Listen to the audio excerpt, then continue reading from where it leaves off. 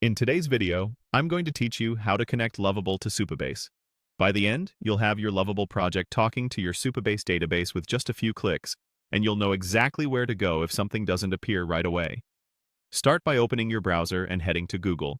In the search bar, type Lovable, then click the official Lovable website. Sign into your account so you land on the dashboard. If you're already signed in, you'll be taken straight there. From the dashboard, open the specific project you want to connect. This keeps everything organized and ensures you're wiring up the correct app. At the top left of the project page, right next to your project's name, there's a small drop-down. Click that to reveal more options for your project. From this menu, look for the area called Connectors. This is where Lovable lists the services it can integrate with. Click Connectors to open the Integrations view. Inside Connectors, find Supabase in the list and select it. You'll see an option to connect a project. Click Connect Project. If you already have a Supabase project, it will appear in the picker shortly.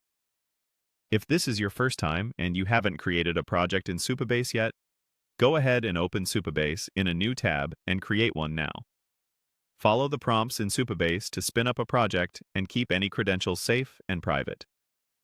When that setup is done, return to the Lovable tab. Back in Lovable, you should now see the Supabase project you just created. If it doesn't show immediately, give it a moment or refresh the page. Select that project to proceed. Lovable will link your current app to the chosen Supabase project, and you'll see confirmation in the interface once the connection is established. A couple of quick tips if something doesn't appear.